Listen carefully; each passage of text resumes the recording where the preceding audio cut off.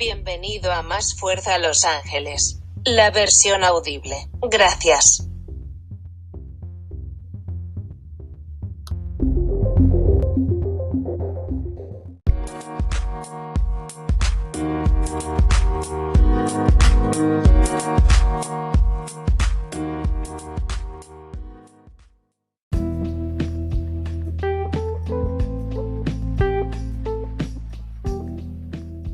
Bienvenidos everyone, and welcome back to another audible blogcast from Más Fuerza, Los Angeles. I'm your host, Ruben Guerrero, and let's just get right into it.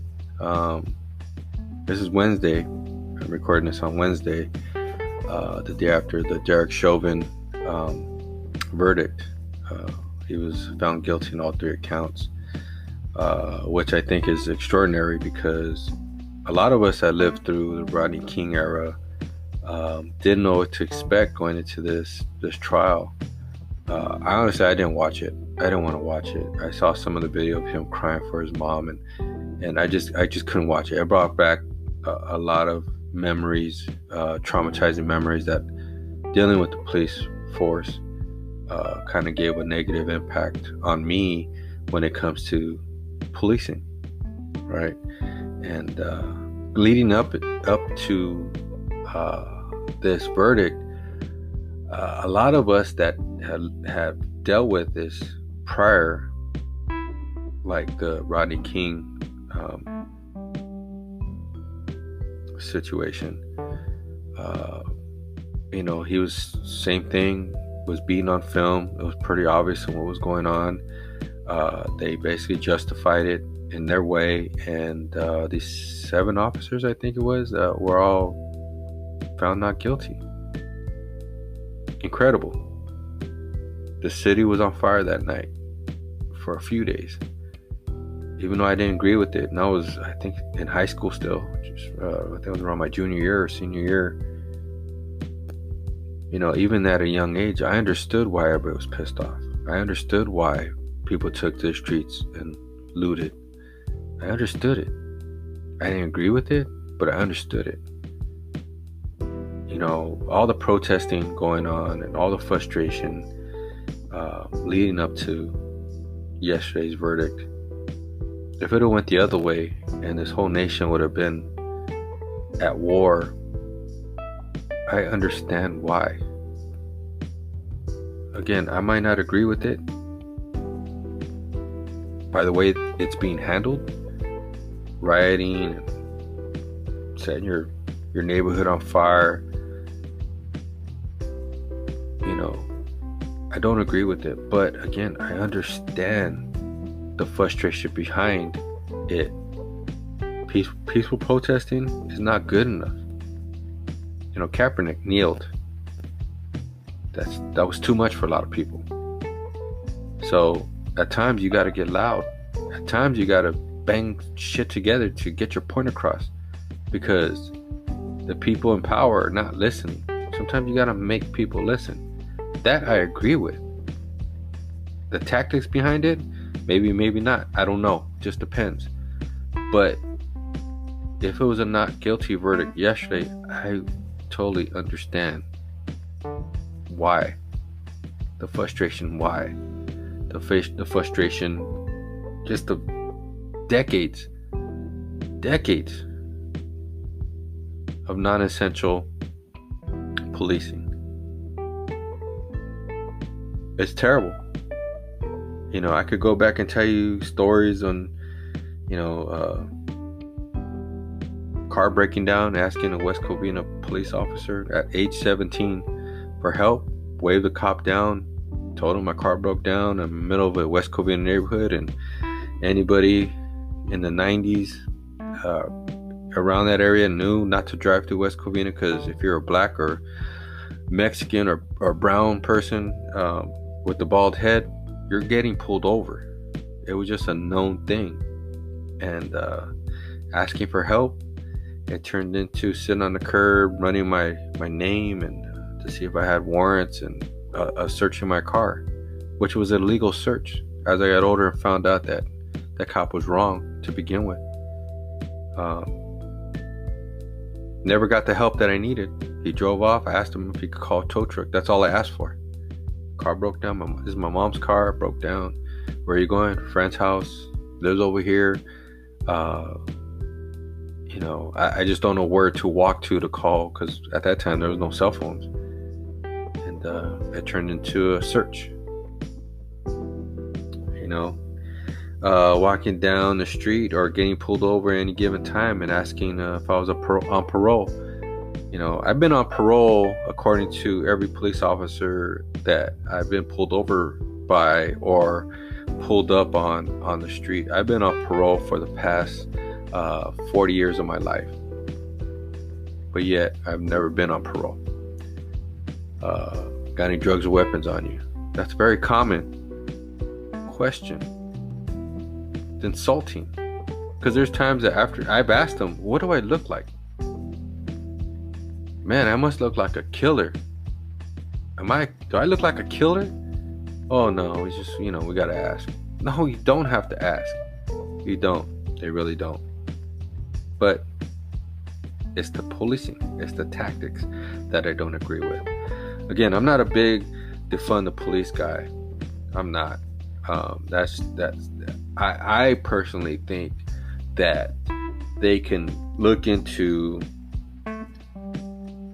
the budget for police officers and find where money is being thrown away and could be used for something else. We don't need 30 tanks. We don't need, hundreds and hundreds of assault weapons. Okay, let's say we need tanks, right? We don't need 30 of them. Our police force shouldn't be military. We have a military already. If things get way out of hand, then they call the military in. But at some point, enough's enough. They're more willing to throw money for bullets than books.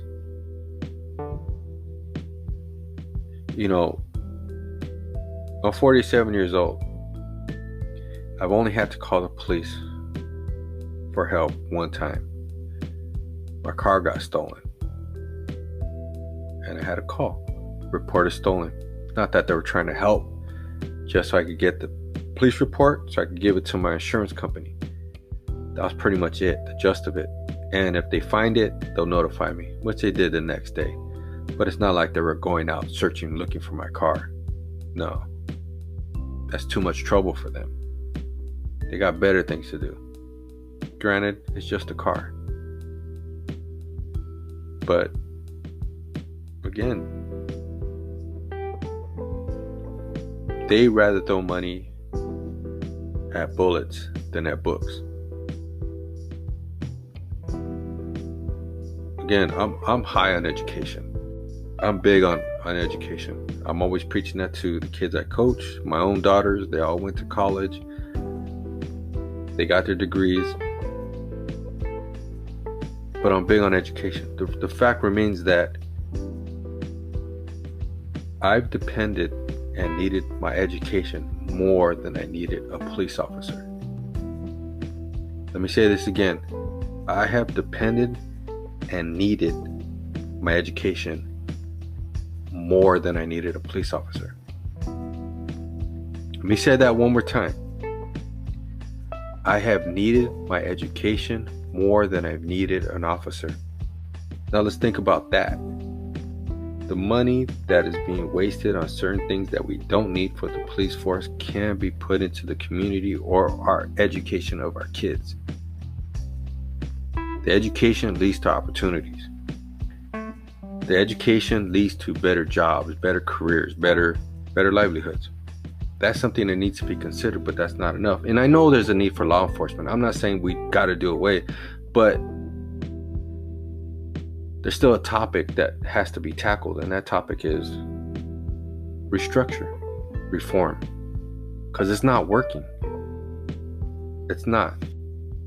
How is the police force contrived? The origins of a police force goes back all the way to the 1600s. Originally in Boston, it started off as punishment. You commit a crime, they make you walk the streets to protect the community as punishment. It ended up turning into a volunteer job. They used to call themselves the Night Watch. And they basically watched their businesses and local family homes. Night Watch started in Boston 1630. New York followed in 1650. As it evolved, it turned to different forms of policing. Like in the South, it was known as the Slave Patrol. It began in the colonies of Carolina. I'm not sure if it was North or South. In 1704, they used to chase and hunt slaves and new immigrants. Kind of sounds like ICE to me, really. The equipment they used was whips, ropes, guns, and it was all done on horseback. So you can only imagine what that was like, right? What did they use those ropes for? Probably to hang slaves. You know, all this was kind of put together in Ben Fountain's book, Beautiful Country, Burn Again. Kind of depicts all the different variables of these slave patrol. The slave patrol lasted all the way up to the Civil War, and it was kind of disbanded after the Civil War, but kind of directly and indirectly birthed the KKK, which kind of took over where they left off. It's terrible, right? Now fast forward, at least 100 so years. The first official police force was established in Boston in 1838. New York followed in 1845. By the 1880s, almost every major city had a police force. The main objective was to prevent crime, so they're all kind of built and structured very similarly. But since there was no real accountability, corruption followed and kind of lingered for a number of years before August Vollmer took over. And this is going into the 1900s, early 1900s. So fast forward into the 1900s. This marked a new beginning of a new system by August Vollmer. When he came about, he started changing the way policing was done. He was a little bit more mindful and empathetic to communities because, again, there was corruption, and it all kind of led to politicians and the rich. They were paying off the police force and kind of basically hiring them to do their bidding, I guess. August Vollmer was considered the father of the modern policing. His biggest thing was he stressed the importance of sociology, social work, psychology, and management of police work, which is very interesting that this was the approach for the new policing program. His officers were from the neighborhood they patrolled, and they patrolled on foot. They worked the beat, as they called it. Vollmer made sure that every policeman went to college and was educated, and also educated in sociology, social work, psychology, and management. By the 1950s, J. Edgar Hoover came in and kind of went away from Vollmer's model and focused on street crimes, which created a disconnect. So with that disconnect, it lingered into the 60s and 70s and 80s and 90s. Police were being challenged in the 1960s and 70s, police were being challenged by black and brown by the way their communities were being treated, right? They were questioning it and kind of pushing back a little. So in those time periods, you saw the civil rights movement, the walkouts, the Watts riot, the Chicano moratorium, Selma, and the list leads all the way up until modern times. When we talk about policing, the history of it is kind of a deep, dark path that's very questionable. And Derek Chauvin is basically, what I see is the product of this disconnect amongst communities. Did Derek Chauvin make that community better or safer? No, he didn't. Do police officers make communities safer? I don't know. That's a question that needs to be answered. How safe do these police officers in LA, the sheriffs, in every community? Because it seems like the policing is different everywhere. Because people are treated differently everywhere. Certain cities you can't drive into because you know it's not open to Chicano men, especially if they look a certain way. You know, once upon a time, I was a young guy, bald head, white t-shirt, right? Some tattoos. But does that make me a criminal? It's offensive when you're constantly asked if you're on parole, right? I mean, the same goes for police officers. Derek Chauvin is a stain on their reputation. They should feel offended that police is being looked at through this action of this police officer. They should. The fact that we're questioning the policing tactics is something that shouldn't be mocked or put down. It's just our right to say, is this the right way? Is it? Again, I know that we do need law enforcement.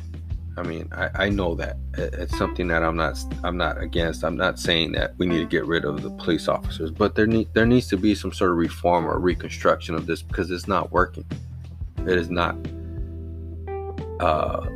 More training. I don't know, psychological therapy, therapeutic therapist. I don't know. More days off.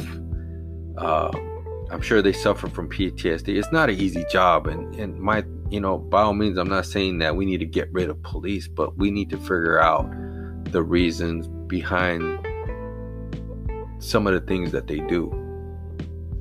They say there's good cops, they say there's bad cops. At this point, they're all kind of in the same boat, and they need to help themselves, dig themselves out of this bad reputation. And I know it's not a safe job. I know it's not. But again, I shouldn't feel nervous getting pulled over. I shouldn't. I shouldn't be getting pulled over for no particular reason. If I commit a crime, speeding, I've been pulled over for speeding, and I'm guilty of it. I didn't argue it. I was like, all right, that's my mistake, my bad. Another time I was driving and I got pulled over, and the police officer said I didn't have my tags. I looked at him and I thought he was crazy. I said, no, the tags they're on the car. And then when I looked at the the registration, it was expired. I had no idea.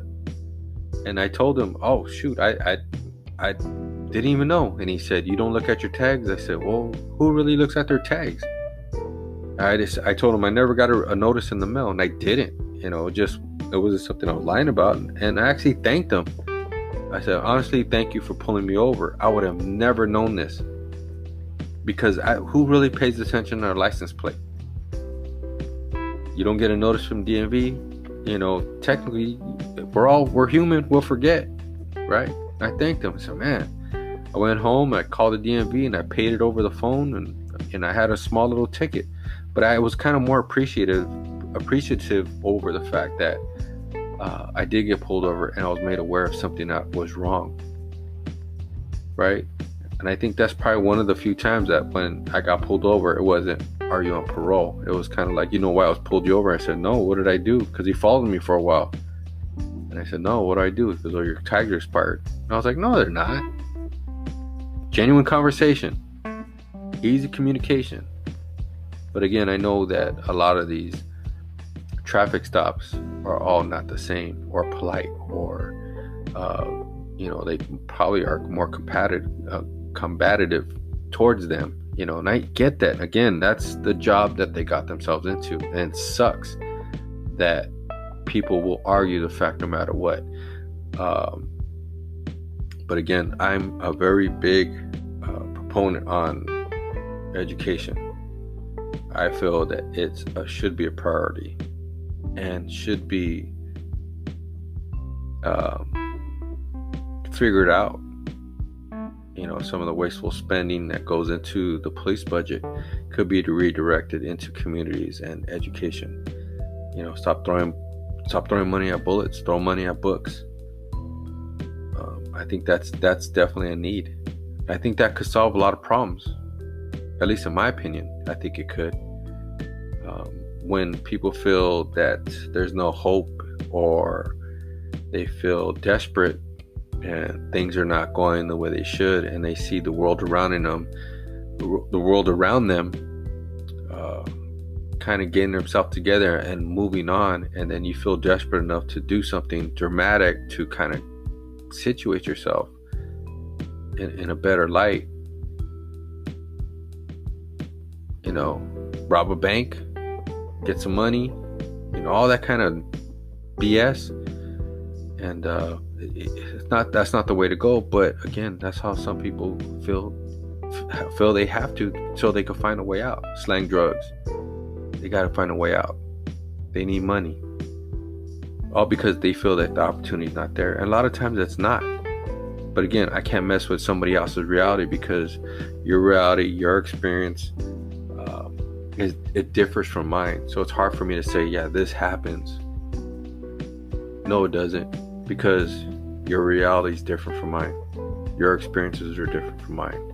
And I get that. And I'm very open to it, because I think if you were open and had empathy, you would understand the reasons why the frustration's out there, and it's consistent. At least that's my opinion. I encourage you to research yourself on policing, the history of police. I think you'd be surprised on some of the things you might find out. I was actually a little surprised. But again, it's part of me. Again, education. Educate yourself on police and policing and the history of it, and see where it went and where it was and where it came from, and why it is the way it is today. I think you might learn a lot out of it, and also it might change your mind on certain things, or even reinforce some of the things that you might believe in. At least that's what research does, right? Research it. Don't fall on my words. Look it up. If you think I'm wrong, hey, at least you reinforce your own beliefs. At least that's what I think, right? But anyways, I just thought I wanted to touch on that a little bit. It's hard being a Chicano man. It's hard being a person of color. It is. It definitely is. It has its setbacks, and it has its roads that are very hard at times to walk. Right? But again, I would not change being a Chicano for anything in the world. I'm good with it. I don't mind the rough road. Kind of creates that character that we all need. Right? Speaking of character, today's blog feature is Letty Prado. She's a proud artist, proud Chicana, educated Chicana from Cal State LA. She has her bachelor's in art, and also she's the owner of Delilah Inc. I mean, when I first came across her art, it was in my girlfriend's aunt's house, and she has this portrait that Letty had painted, and I was just gaga over it. And her aunt for Christmas, this is prior to Christmas, got me a mug that Letty had painted on, and she's into the Frida Kahlo. Kind of influenced her art, and also the Diez de los Muertos art with the sugar skulls, I think they're called. It's just so dope. I mean, they got me a mug. I don't even use it. I just keep it on display on my desk because it's pretty dope. So I suggest you check her website out. All the links will be down below in the whatchamacallit, where all the information's at. And I would definitely check her out. But here's her story. I hope you like it. I really enjoyed writing about her. She has a deep-rooted history in the city of LA, and her art kind of reflects that. So, that's a proud Chicana. That's her art. Her art is her pride, and I was very excited to have an opportunity to write about her and hear her story. And it was just, it was a good, educational history lesson, I guess, when it comes to her history and her travels. So here's Letty Prado, Delilah Inc. Enjoy. I appreciate y'all, and thank you.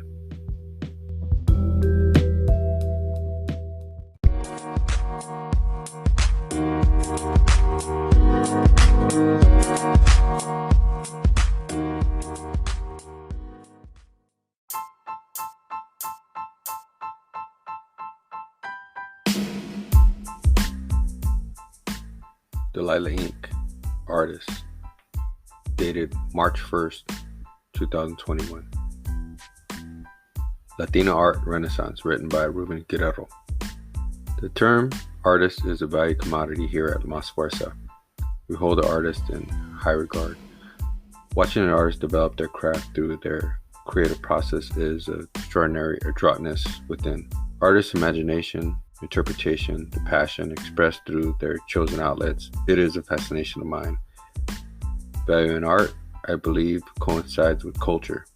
The two, I see, go hand in hand. Most could agree that our culture is art within itself.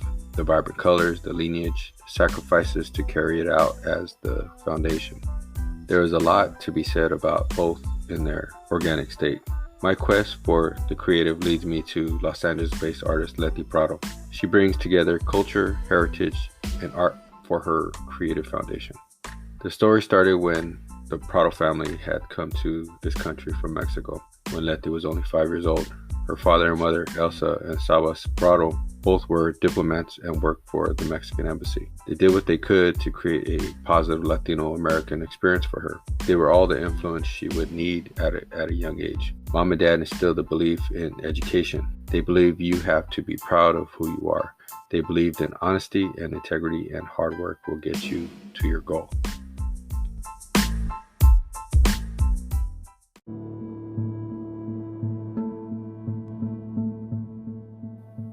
Letty grew up in Los Angeles in a small part of the city named Koreatown, a neighborhood flanked by downtown LA, Wilshire District, and Melrose. Koreatown historically has its share of its racial struggles. From the 1930s to the 1960s, Koreans found their way to this area for its low-income housing. Korean people found their solace in an area that catered to their culture. Subsequently, the area was named Koreatown after the congregation by the Korean community. The funny thing about this area was the number of Latino residents in Koreatown. According to Statistical Atlas website, Hispanic/Latinos make up 51.8% of the Koreatown population. With Letty growing up in an area where the majority was of her people, she explains what she saw as a child around her. Quote, "I've seen change throughout the years. There's a little bit more acceptance of our culture. When I was growing up, even people that spoke Spanish and English would not accept people that had just arrived from Mexico. There was a lot of racism within our own culture.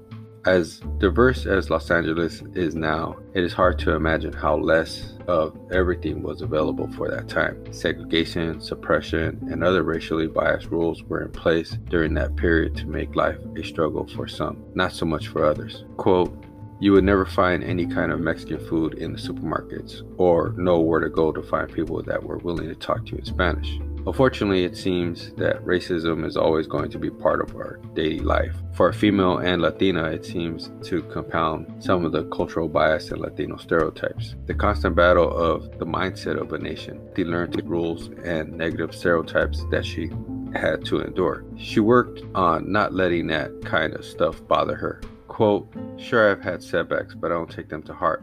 And I have goals. I just move forward. I am strong and very outspoken and don't like getting pushed around." Some of the stories during this time, I take them personally. My grandmother and mother had to deal with this. I could not imagine going through the 1960s and 1970s racially charged era. Then again, the last 4 years have seemed to replicate these decades.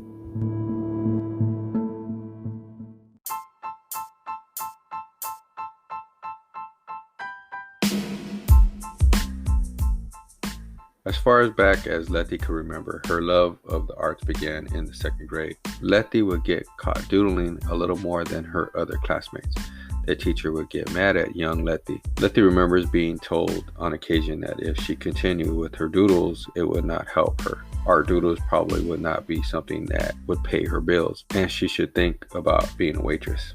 As Letty states in an article in La Opinion, there is nothing wrong with that kind of work, just the fact that as young as 5 she was being directed instead of being cultivated is upsetting. That was the usual direction for Latinas. Latinos nudged towards mechanics or anything working with their hands. Letty's artistic curiosity lacked nurturing. Letty would have to seek it elsewhere. After high school, Letty graduated from Los Angeles Trade Technology College, where she studied fashion design. After graduating from LA Trade Tech, Letty went on to Cal State Los Angeles, CSULA, where she earned a BA in Plastic Arts, the foundation that Letty's parents enabled her to take advantage of the opportunity. Quote, "This is what I want to represent for my community and the younger generation, that if you want it, you could have it. It just takes the work." Culture and heritage turned into a big inspiration for Letty. Her art is to influence the new generations of Latinas and Latinos so they could see how beautiful the colors in our culture and traditions are. Unfortunately, the 3rd and 4th generation Mexican Americans lack our traditions, culture, and language. It is a real and current struggle amongst Americanized Latinos. Quote, "I have been doing art for many years, but not traditional Latin art. I'm a fashion designer and stylist for the movie industry. My sister encouraged me to bring our culture to light. I was curious where the name Delilah Inc. came from, the name of Letty's brand. Since it is not her name, what was the backstory to her designs, or was it an alter ego? Was it a family name? Branding sometimes holds a granular significance. Sometimes the moment is as simple as a quick decision without thought." Letty answered about how the name Delilah came to fruition. Quote, "It's a very funny story. My sister, Claudia Perez Prado, called me on the phone and she told me that I should do Latin artwork. She knew that I've never done it because I didn't think it was sellable. Just a 10-minute conversation with her sister sprouted an opportunity." Quote, "When I hung up the phone, the song Hey There Delilah by the Plain White T's came on my iPod. I thought it was a sign. Latinas think there's a sign in for everything. So Letty took it as a sign and named her company Delilah Inc. Letty jokingly has considered at some point adding Delilah as a middle name. Quote, "It's really funny because sometimes when I go to events, they don't call me Letty. They say, 'Hey Delilah, how are you?' But I never correct it."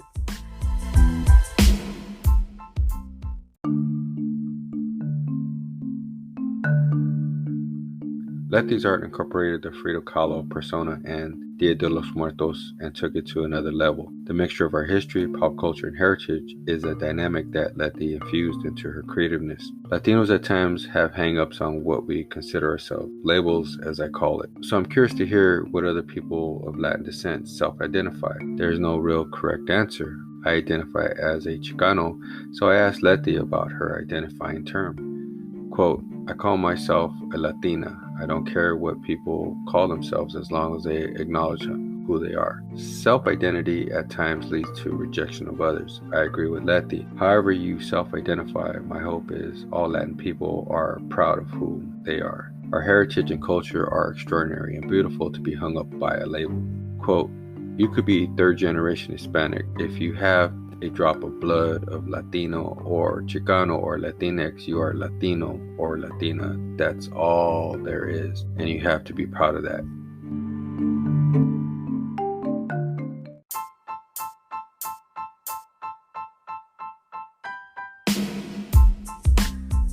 Letty's collection is exquisite, meaningful, and is about us. I discovered Letty's art while visiting my girlfriend's auntie's house in El Sereno. One of her paintings was hanging on her wall. It was of Frida Kahlo and with half Frida's face as a skull. It was the iconic Dia de los Muertos theme. Frida was in a gorgeous gown next to a tree. I was awestruck. Very colorful, striking. I stopped in my tracks and just stared. It was mesmerizing. I asked, "Where'd you get this?" I was lucky enough to locate Letty. I was pleased to learn about Letty and her background to get the full scope as an artist and person. Letty found herself in a market that needed her. Latin artists are falling between the cracks and need to be taken seriously. We're all starting to see more outlets and development leaning towards our culture to be on full display. Letty and Delilah Inc, in my book, is one of the leading pioneers in the Latina art renaissance. You can find Delilah Inc at www.delilainc.com. That's www.delilahInc.com. Instagram at Delilah_Inc. That's Instagram at Delilah_Inc.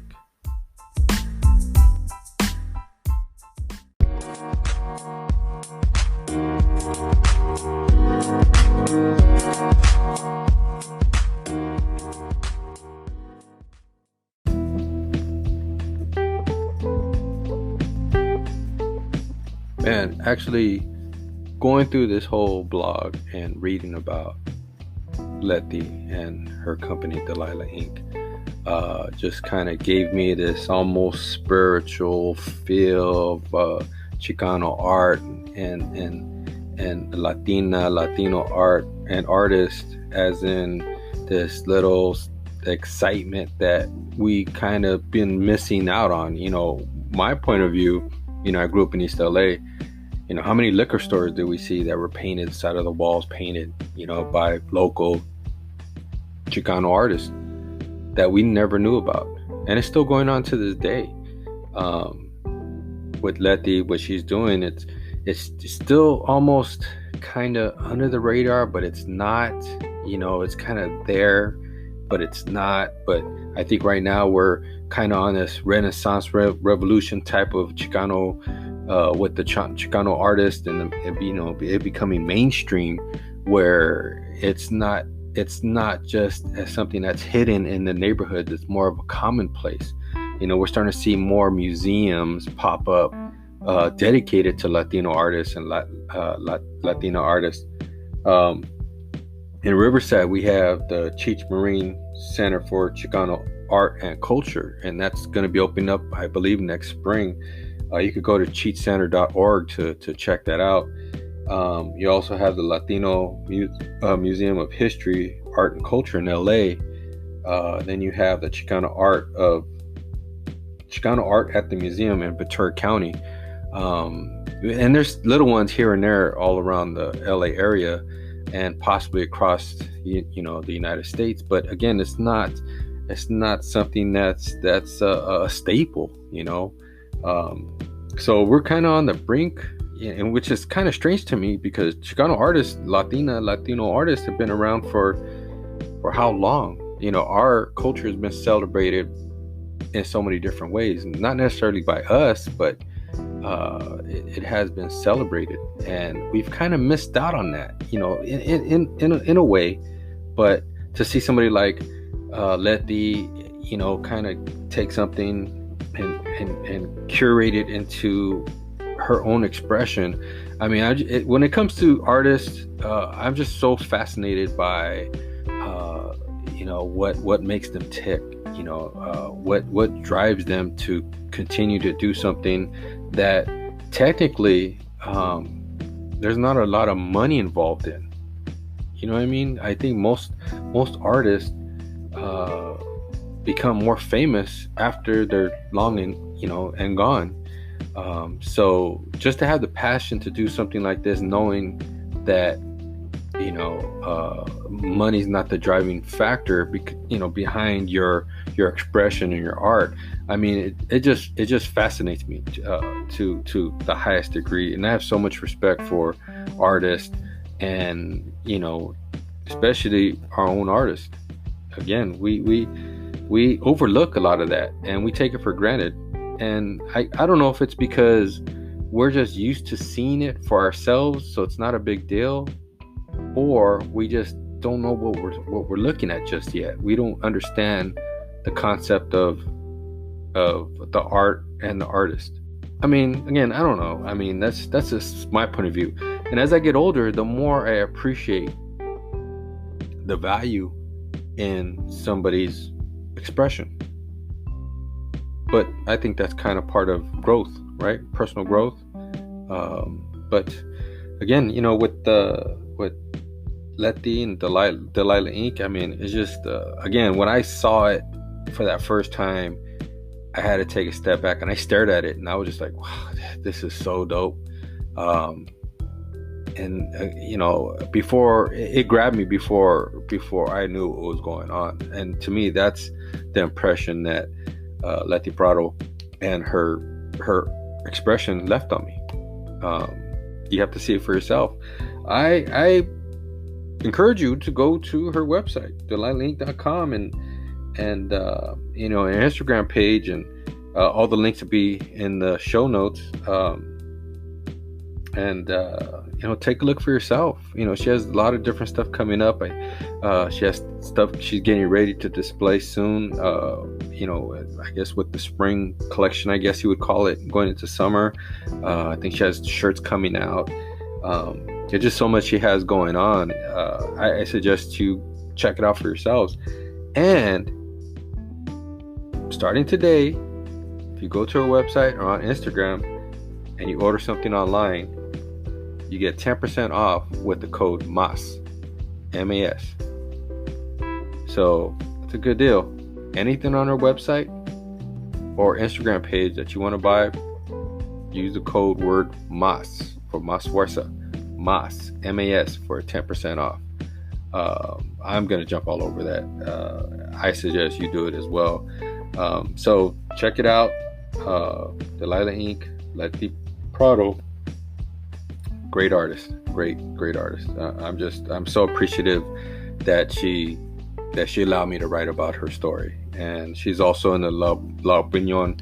I'll put the link in the show notes as well. You can check that out. It's in Spanish, so I was reading through it, and I think it was something like every 2-3 words I was able to understand it. So I was kind of able to follow along. My Spanish is bad, y'all, but I'm working on it. And also that basically leads me to my next upcoming audible blog post, No Habla, the Incomplete Latino. This is from my point of view, the struggles of not being a fluent Spanish speaker, and some of us that are basically damned for it, and the struggles as a kid up to an adulthood that we missed the boat on learning our own language. And there's a lot of us, we all feel the same way. We're deeply rooted into our culture, but one thing that we lack is knowing the language to the fullest extent, and that's something that doesn't take away from it either. It doesn't define us. So that's something that I wrote about this because it's very near and dear to my heart, and my struggles, from growing up in East LA, where my neighbors were either from Mexico or first generation, and just the constant battle of trying to speak Spanish and being made fun of created this stigma and I guess trauma, even to this age, that it's just very difficult for me to even try to speak it. But I do, and trying to get past that, and I'm trying to learn because I just think that it's important. It's important enough to me to learn. So that's coming up next week. Again, this is dated back to March 8th, so we're starting to catch up. The blog post is called No Habla, the Incomplete Latino. All right. So I hope you like the story. Check out Letty's page. 10% off using the MAS code. And hey, if you really appreciate this and really enjoy listening, share with your friends and family, rate and review, leave a comment on wherever you're listening to this podcast at. And I appreciate y'all for listening, and thank you so much. All right, más fuerza, Ruben Guerrero, órale.